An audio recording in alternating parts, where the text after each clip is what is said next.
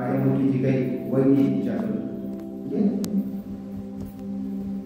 आता गेल्याच्या नंतर त्या लोकांनी सांगितलं बाबा मला आम्हाला शील धर्म द्या.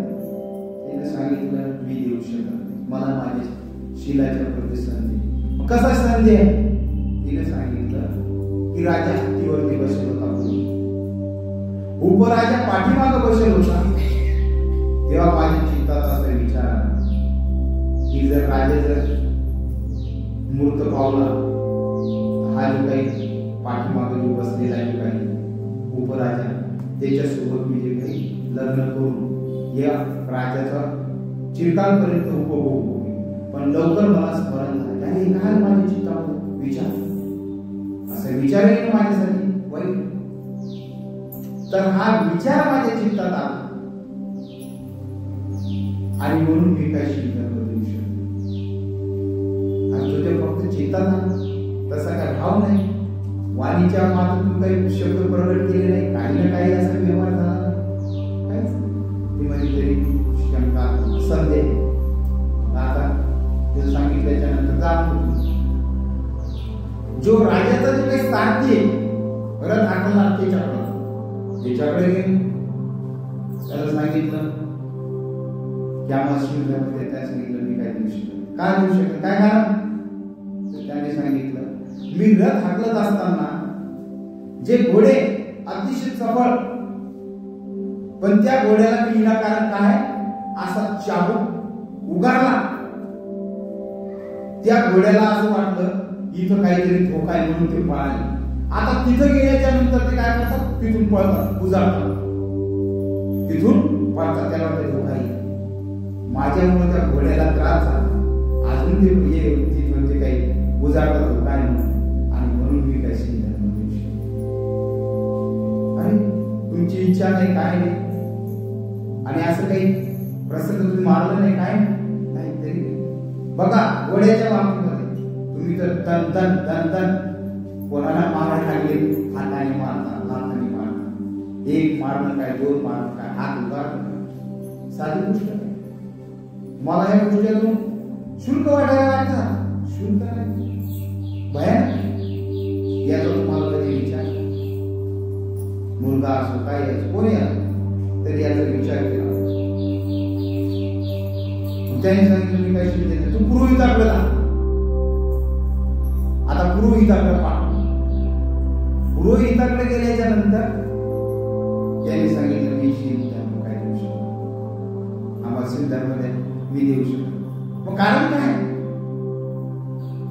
कारण त्यांनी सांगितलं की मी राजाच्या सेवेत येत असताना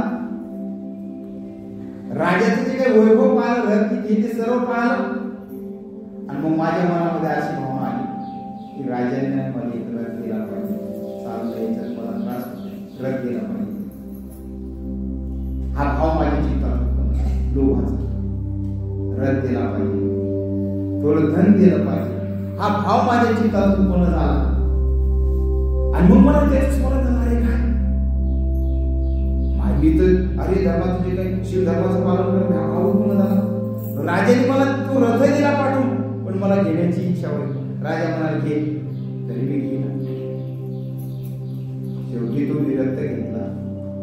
राजाने मला दिला, पण माझ्या चित्तात तो धर्म उत्पन्न झाला की राजाने मला रथ दिला पाहिजे. तर तो माझ्यासाठी काय आहे की हा उत्पन्न होऊन लोक माझ्यासाठी त्रास झाले. आज तर लोभाबाई काय चालले आपण पहा,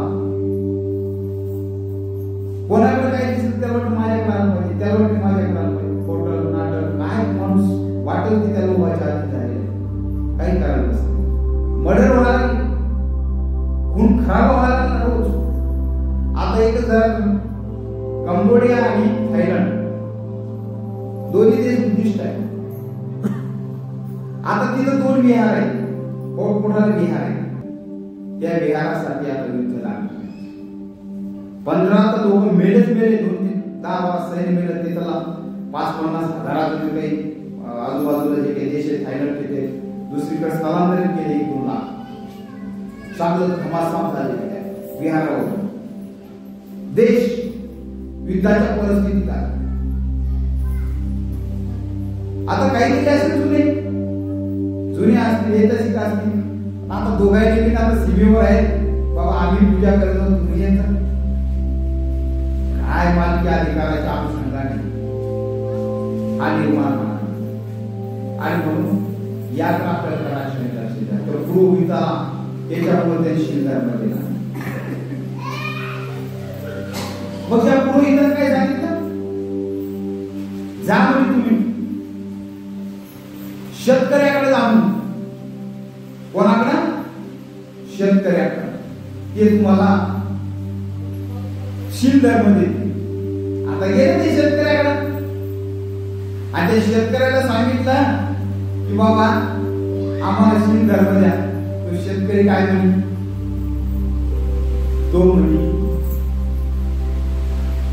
की मी काय शिलधर्म देऊ शकत नाही. कशामुळं, माझ्या शेतामध्ये जे धान आल्याच्या नंतर मी ते धान जे काही तोडलं आणि ते पकलं का नाही पकलं ते तसं तोंडामध्ये टाकून गेलं चालू.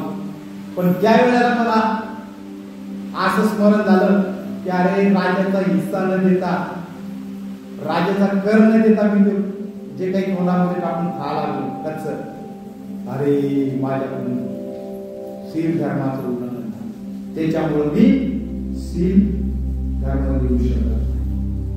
अरे तुझी इच्छा नाही काय नाही, फक्त तू पहा तुला अजून तर राहिलेलंच आहे, नाही देऊ शकत.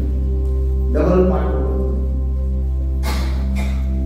पुढे गेल्याच्या नंतर त्या सांगितलं जा म्हणे जो मोजतो, मोजमाप करणारा तर त्याच्याकडे गेले. मोजमाप करणारे शेती किती मोजणार तर त्याच्याकडे गेल्याच्या नंतर त्याने सांगितलं बाबा मी काय शेतधर्म देऊ शकतो का, मी एकदा हे मोजत होतो शेत, तर तिथं जे काही मोजत असताना तिथून पकडली दोरी, इथून पकडली, मोजत असताना जी काही हे होतं त्याला अशी काठी होती, तर ती काठी माझ्याजवळ उभा असलेल्या माणसाच्या पायावर पडेल, तर जर त्याला त्रास होईल म्हणून मी काय केलं, जो नळा होता त्या नळ्यातच सोडली, त्याच्यातून आवाज किर.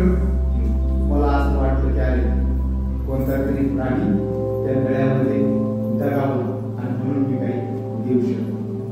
पण आता असं कर, जा धान मोजणाऱ्या माणसाकडे जा, मापाड्याकडे जा.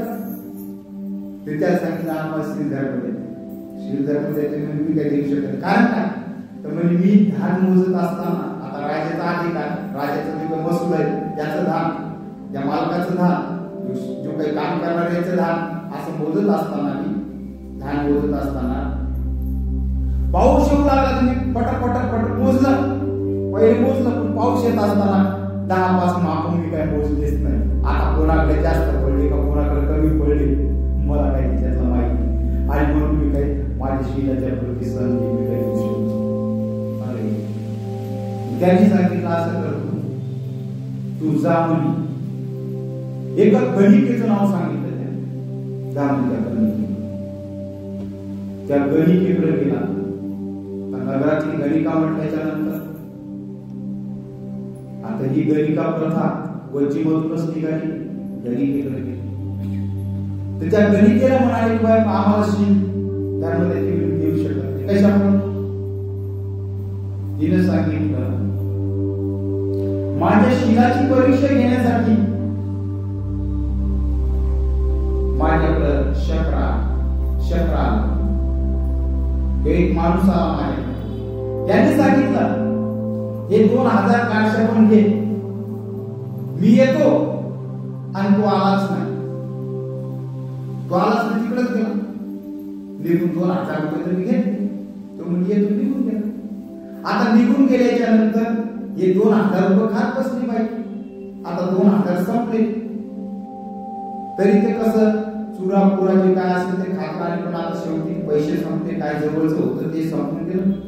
दुसरे आपण तर पैसे घेणार, कारण आता पहिल्या व्यक्तीचे पैसे घेतल्यामुळं दुसऱ्याचे घेऊ शकत नाही.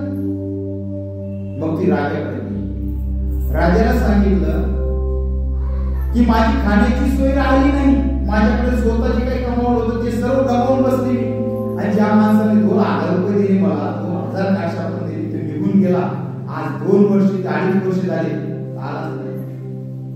आता मी दुसऱ्याचे देऊ शकते का पैसे? राजाने सांगितलं आता त्या माणसाचं काही गेला नाही काय पता तू घेऊ शकते. मग तेव्हा ती निघाली न्यायला. राजाचे तिथून निघाल्याच्या नंतर एक माणूस होता तो 2-2.5 हजार रुपये जे काही कारशावर होती तो उभा होता. हे घे. तर तिने अशा हात केले तेवढ्यामध्येच पहिला जण देणार होता भाग. मग तिने पाहिलं अरे पहिले मला पैसे दिले होते 2,000 कारशा. तर ती म्हणून पाहिजे आणि ते पहिल्यासोबत पण मी हात पसरवले जे काही घेण्यासाठी हात पसरवले त्यामुळे माझ्या जीवितामध्ये जे काही संदेह मला शिलाच्या बाबतीत तर मी काही शील देऊ शकतो संदेह. कारण तो माणूस जो काय देत असताना मी हात पसरवत असताना दुसऱ्याकडे मला पहिलेच पैसे दे नको बाबा तर तो संदेह मला. मग ते म्हणे असं करा जा द्वारपाल करता. आता द्वारपाल जो होता दरवाजे जसे आपण मगरचे दरवाजे पाहतो आज मगरमध्ये दरवाजे मोठमोठाले असं काय बोलतो शासनामध्ये कथा नाही हे नाही काही प्रसंग नाही. मग गेले द्वारपाल. आता द्वारपालाकडे गेल्याच्या नंतर द्वारपाल म्हणून बाबा आपण शिलाचं जे काही पालन करण्यासाठी काहीतरी माणूस शील धर्म त्याने सांगितलं मी काय देऊ शकत मला संदेह का सांगितलं त्याने सांगितलं एक तरुणी आणि एक तरुण ते गेले जंगलामध्ये सरपण आणण्यासाठी. आता वेळ झाली आहे दिवसला येत जाण्याचा आणि त्यावेळेला म्हटलं मी अरे बाबा दिवस लय चाललेला आहे इकडे काय तुम्ही रती क्रीडा करता. तर त्याने सांगितलं द्वारपालाला आम्ही पती पत्नी नाही आम्ही बहीण असं म्हणतात मला कशी तरी फील हे काय आणि त्याच्यामुळे माझ्या शिलाचे जे काही मी दारे धर्माचं पालन करतो असं बोलतो अरे सांग तर माझ्या शिलाच्या प्रती संदेह मी काय देऊ शकतो. मग असे प्रसंग होते 12 प्रसंग देखील सर्व जे आता तुम्हाला सांगितले सर्व. तर ते लोकांनी विचार केला की अरे हे लोक एवढे शिलाचं चांगलं पालन करतात त्यांना संदेह जरी झाला तरी शील देईना आहे का शील. मग 25 हे शील. मग त्यांनी तिकडे गेले दुसऱ्या राजाला त्यांनी सांगितलं. मग ते राजा तिथली प्रजा पालन करू लागली. तिथे 8 दिवसाला पाऊस येतो. सांगायचं म्हणजे तात्पर्य त्यांचा अतिरेक होता शिलाच्या अतिरेक आणि बौद्ध धर्मामध्ये अतिरेक हे काय करणं म्हणजे तेवढं काही व्यवस्थित नाही. बौद्ध धर्मामध्ये अतिरेक नसला पाहिजे. आता शिलाचंच पालन करायचं एवढा अतिरेक करून मग जमल का ते? मग ते मार्ग होईल का तो? नाही म्हणा. आपला तर धर्म काय मध्य मार्गाचा. पण ते लोक त्या वेळेला अशा पद्धतीने कडक शिलाचं पालन करत होते. संदेह जरी आला तर देत नव्हते. ते झालं त्यांचं जे काही अतिरिक्त. भगवान बुद्ध या पद्धतीने सांगत नाही. भगवान बुद्ध म्हणतात मध्य मार्गाच्या अनुषंगाने शिलाचं पालन करा. पण एक आहे की त्या लोकांचा गुणगौरव सांगत आहे की असे शिलाचं पालन करत होते एवढं याचा गुणगौरव करतात. आता आपल्याला गुणगौरवाचा तो विषय बाजूलाच करू. पण आपल्याला त्याचा अतिरिक्त काही करायचा आपल्याला मध्य मार्गाच्या अनुषंगाने पालन करायचं हे भगवान बुद्धांनी सांगितलं. म्हणून मी त्या ठिकाणी हे पूर्वीचे लोक जे काही शिलाचं पालन असं करत होते तिथं मी जे काही सती पाठांचा उपदेश भगवान बुद्ध त्याच ठिकाणी मग आपल्याला काय की बाबा त्याप्रमाणे करत होते. मग मी करील नाही. मी करायला लागेल. तुम्ही अतिरिक्त शिलाला महत्व देऊ. खूप शिलाला महत्व देऊ परिपूर्ण